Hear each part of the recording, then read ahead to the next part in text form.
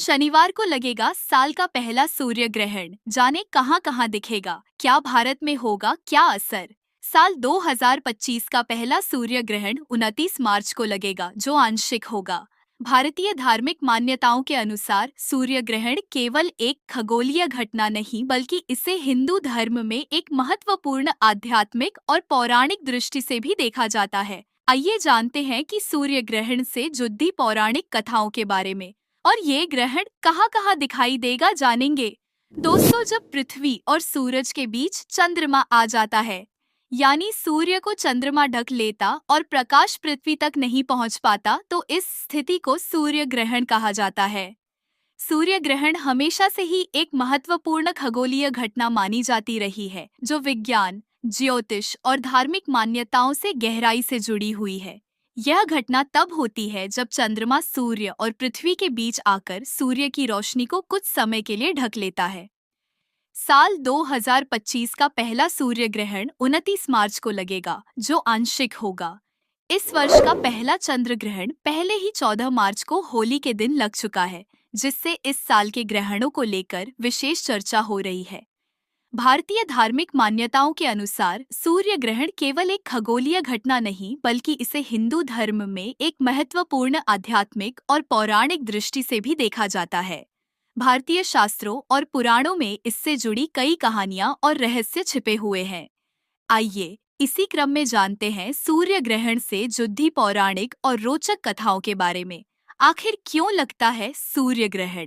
यहाँ जाने इससे जुड़ी रोचक और पौराणिक कथाएं। राहु केतु और अमृत मंथन की कथा। सूर्य ग्रहण से जुड़ी सबसे प्रसिद्ध कथा समुद्र मंथन की है। इसका उल्लेख विष्णु पुराण और भागवत पुराण में मिलता है। इस कथा के अनुसार जब देवताओं और असुरों ने अमृत प्राप्त करने के लिए समुद्र मंथन किया, तो भगवान धन्वंतरी अमृत कलश लेकर प्रकट हुए। इसे प्राप्त करने के लिए देवताओं और असुरों में संघर्ष शुरू हो गया। भगवान विष्णु ने मोहिनी रूप धारण कर अमृत वितरण का कार्य किया, लेकिन उन्होंने एक चाल चली और असुरों को अमृत देने से मना कर दिया। लेकिन असुरों में से एक असुर, जिसे स्वरभानु कहा जाता था, वह देवताओं का वेश धरकर अमृत ग्रहण करने में सफल हो गया। सूर्य और चंद्रमा ने उसकी पहचान कर ली और भगवान विष्णु को इसकी जानकारी दे दी। भगवान विष्णु ने क्रोधित होकर अपने सुदर्शन चक्र से उसका सिर धड़ से अलग कर दिया। चूंकि उसने अमृत पान कर लिया था, इसीलिए उसका शरीर अमर हो गया। उसका सिर राहु और धड़ केतु के रूप में अस्तित्व में आया। तभी से राहु और केतु सूर्य और चंद्रमा से शत्रुता रखते हैं और समय समय पर बदला लेने के लिए इन्हें ग्रास लेते हैं। मान्यताओं की माने तो इसी वजह से सूर्य और चंद्र ग्रहण होता है।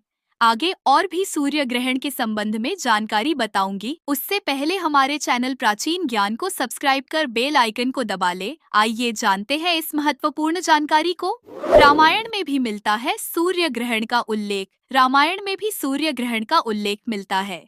कथा के अनुसार जब भगवान राम और रावण के बीच युद्ध हो रहा था, तब रावण की शक्तियां चरम पर थीं। मान्यता है कि युद्ध के दौरान एक भयानक सूर्य ग्रहण हुआ था, जिससे चारों ओर अंधेरा छा गया। ऐसा कहा जाता है कि इसी ग्रहण के समय भगवान राम ने भगवान सूर्य से विशेष शक्ति प्राप्त की और आदित्य हृदय स्तोत्र का पाठ किया, और इसी से उन्हें रावण को परास्त करने की शक्ति मिली। इस घटना को रामायण में एक महत्वपूर्ण मोड़ के रूप में देखा जाता है। महाभारत में भी सूर्य ग्रहण ने बदली युद्ध की दिशा। महाभारत में सूर्य ग्रहण को रणक्षेत्र में एक अस्त्र के रूप में प्रयोग किया गया था। जब कौरवों और पांडवों के बीच युद्ध हो रहा था, तब अर्जुन ने जयद्रथ का वध करने की प्रतिज्ञा की थी, लेकिन कौरवों ने जयद्रथ की सुरक्षा के लिए एक मजबूत रणनीति बनाई थी। भगवान कृष्ण को यह ध्यान था कि अर्जुन केवल सूर्यास्त से पहले ही जयद्रथ का वध कर सकते हैं। ऐसे में उन्होंने अपनी दिव्य शक्ति से एक कृत्रिम सूर्य ग्रहण उत्पन्न कर दिया, जिससे चारों ओर अंधेरा छा गया और कौरवों ने सोचा कि सूर्यास्त हो गया है। जैसे ही जयद्रथ ने अपनी सुरक्षा ढीली की, भगवान कृष्ण ने सूर्य को फिर से प्रकट कर दिया और अर्जुन ने अवसर का लाभ उठाकर जयद्रथ का वध कर दिया। आइए जानते हैं इस सूर्य ग्रहण के बारे में। यह सूर्य ग्रहण भारत में नहीं दिखाई देगा।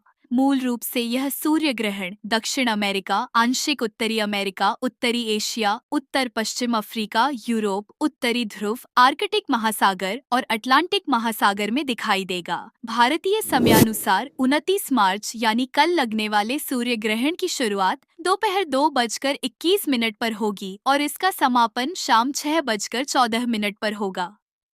इस ग्रहण की कुल अवधि 3 घंटे 53 मिनट की रहने वाली है।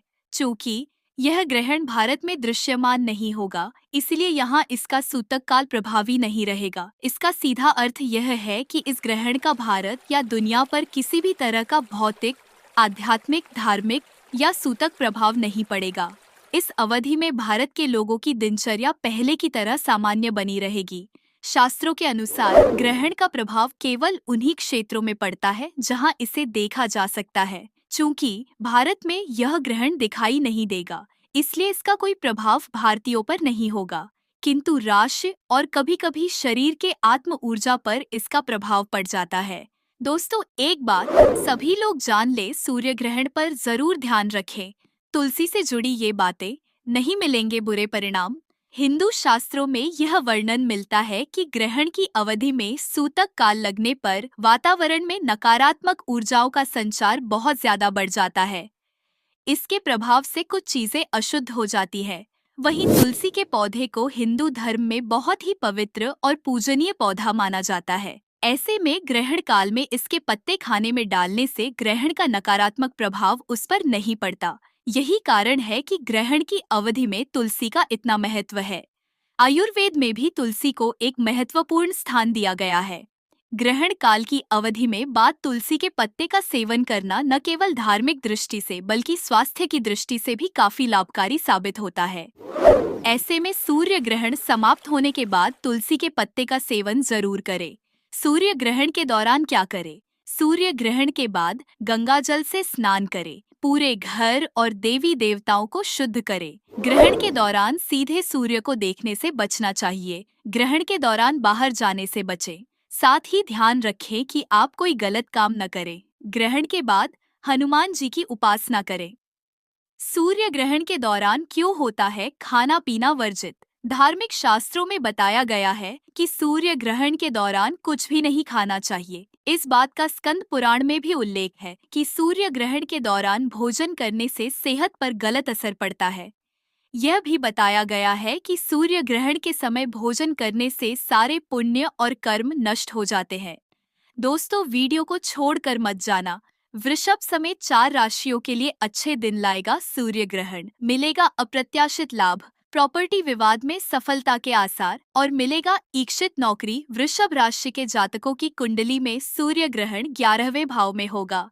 मीन के स्वामी गुरु वृषभ राशि में रहेंगे। इस वजह से आपको आर्थिक लाभ होने की उम्मीद है। शेयर बाजार में निवेश करने वालों को फायदा होने के आसार है। आपको सूर्य ग्रहण का लाभ मिलेगा। मेहनत का फल मिलेगा, किस्मत का साथ मिलेगा।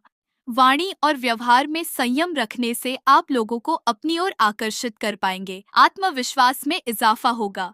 सूर्य ग्रहण मिथुन राशि के जातकों के 10वें भाव में होने जा रहा है। यह मिथुन राशि वालों के लिए शुभ रहेगा। आपको पुराने परिचितों की मदद से फायदा हो सकता है। पूर्व में किए गए प्रयासों और निवेश का लाभ मिलने की उम्मीद है। हालांकि करियर में उतार चढ़ाव रहेगा, लेकिन कड़ी मेहनत से सफल होंगे। आपको तकनीकी क्षमता और प्रबंधन का फायदा मिलेगा।